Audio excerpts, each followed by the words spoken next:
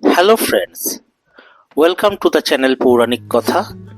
For the past 40 years, experience of hearing and learning different ancient stories have made me to realize that it can be shared with everyone based upon the thought made this presentation.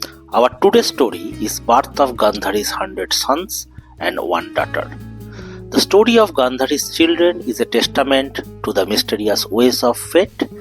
Though she received the boon of 100 sons, it ultimately led to the destruction of her lineage, making her life one of the most tragic women in the Mahabharata. Okay, no more discussions.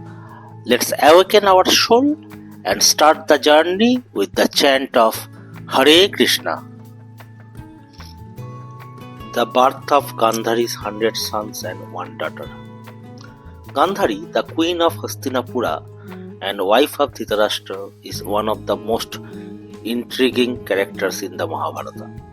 Her story is one of devotion, sacrifice, and immense patience. The birth of her 100 sons, the Kauravas, and one daughter, Dushala, is surrounded by mystery, divine intervention, and a test of endurance that remains unparalleled in history. Gandhari's boon and the long wait. Gandhari was the daughter of King Subala of Gandhara.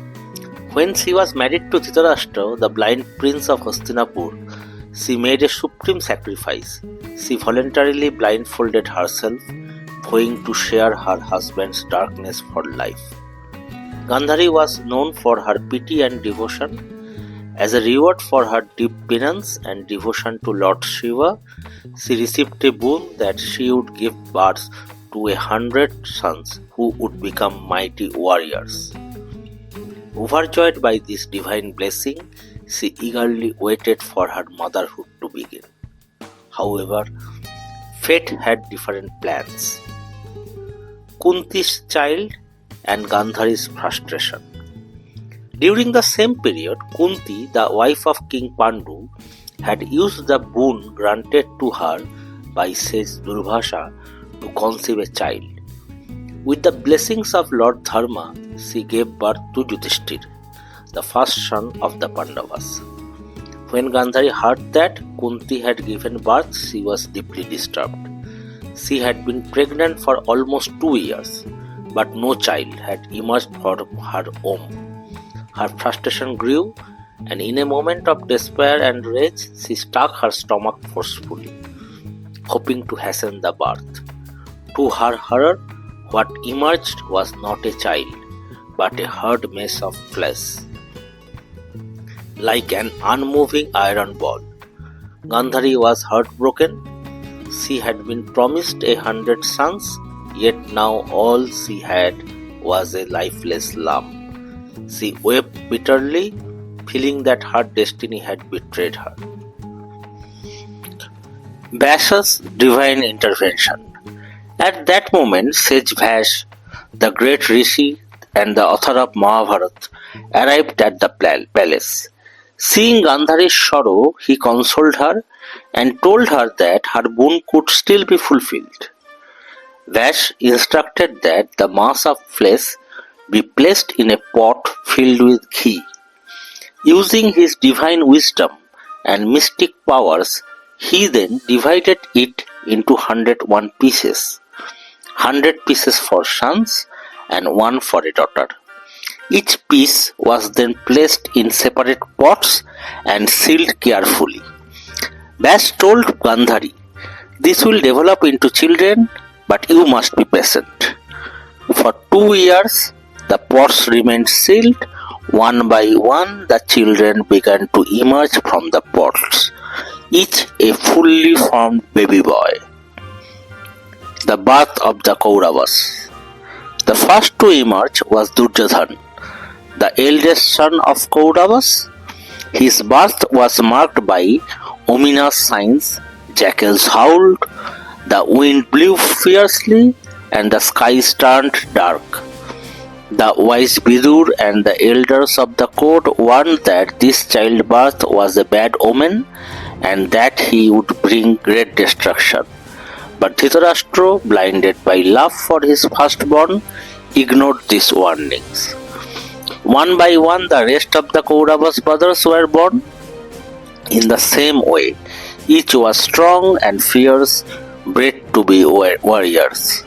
Among them were notable figures like Dushasana, Duryodhana's closest brother, who played a key role in Draupadi's humiliation, Vikarna, who was the only Kaurav who protested against Draupadi's disturbing, and many others who met their fate in the Kurukshetra war. The birth of Dushala, the only daughter. Amidst the 100 sons, a single girl was born, Dushala.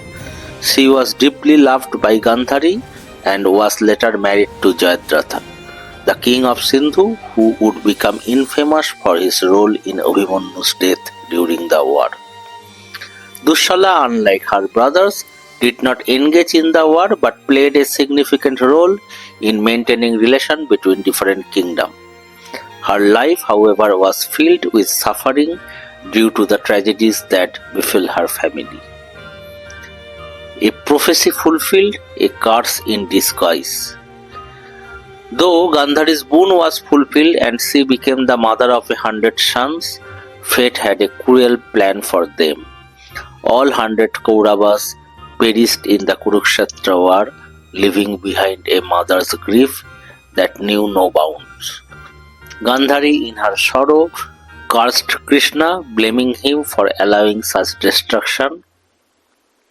Her pain was the pain of a mother who had gained everything but lost it all to destiny. The story of Gandhari's children is a testament to the mysterious ways of fate. Though she received the boon of 100 sons, it ultimately led to the destruction of her lineage, making her life one of the most tragic in the Mahabharata. This was the story of the birth of Gandhari's 100 sons and one daughter.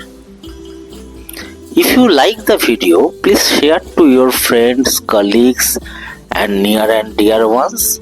Please do comment and subscribe to this channel. This will be a motivation for me to bring these sort of stories more and more. Thanks for watching the video.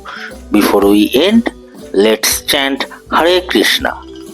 Let's end the story now. We will again meet in some new days with some new stories. Good day and God bless to you. Hare Krishna.